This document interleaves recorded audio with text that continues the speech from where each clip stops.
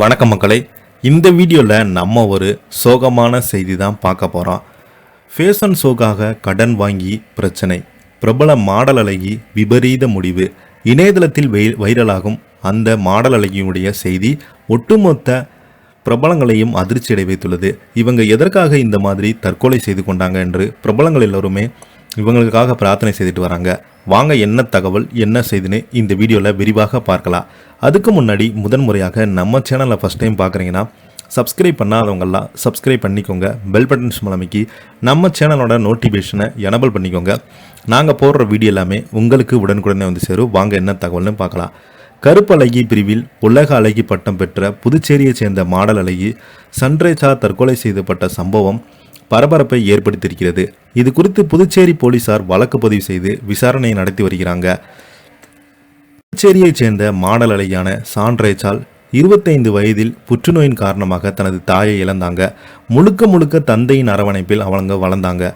கருப்பு நிறம் என்பது பலருமே அவங்கள ஒதுக்கி வைத்த நிலையில் விடாமுயற்சியில் miss Pondicherry 2020-21, mister queen Tamil Nadu 2019, miss பேஸ்டி ஆயிட்டூர் 2019 என பல டைட்டுகளை ஜெயித்தாங்க.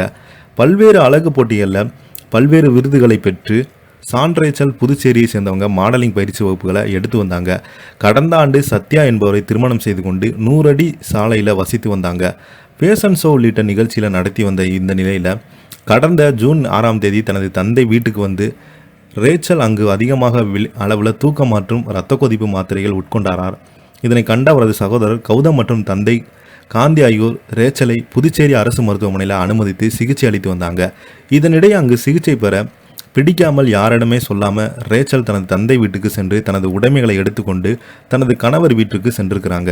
அங்கு 2 நாட்களில் அவரது கைகாலெல்லாம் வீக்கம் அடைந்து அடுத்து அவங்க மூலகுளம் பகுதியில் தனியார் மருத்துவமனையில் அனுமதிக்கப்பட்டு சிகிச்சை பெற்று வந்த நிலையில் அவங்க 2 கிட்னியும் செயலிழந்து விட்டதாக மருத்துவர்கள் அடுத்தடுத்து அவர் மேல் சிகிச்சைக்காக ஜிப்மர் அரசு மருத்துவமனைக்கு அனுமதித்தாங்க.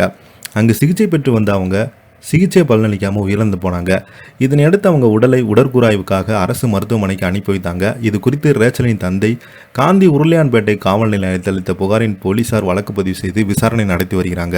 பல்வேறு ஃபேஷன் நிகழ்ச்சியில் நடத்த ரேச்சல் கடன் பெற்றதாகவும் அது குறித்து தனது கணவரிடம் கூறாமல் மன உளைச்சலில் இருந்ததாகவும் தனது மரணத்துக்கு காரணம் கணவரே மாமியாரோ காரணமில்லை என கடிதம் எழுதி வைத்திருந்தது முதற்கட்ட விசாரணையில் தெரிய வந்தது. தொடர்ந்து அவங்க தற்கொலை செய்து கொண்டதற்கு அவங்க கணவரும் ஏதேனும் பிரச்சனையா வேறு ஏதோ காரணமா என்ற கோணத்தில் போலீசார் விசாரணை நடத்தி வருகிறாங்க. மேலும் மாடல் அழகி தற்கொலை செய்து உயிரிழந்த சம்பவம் சக மாடலிங் அழகிகளை இடையே சோகத்தை ஏற்படுத்தியிருக்கிறது.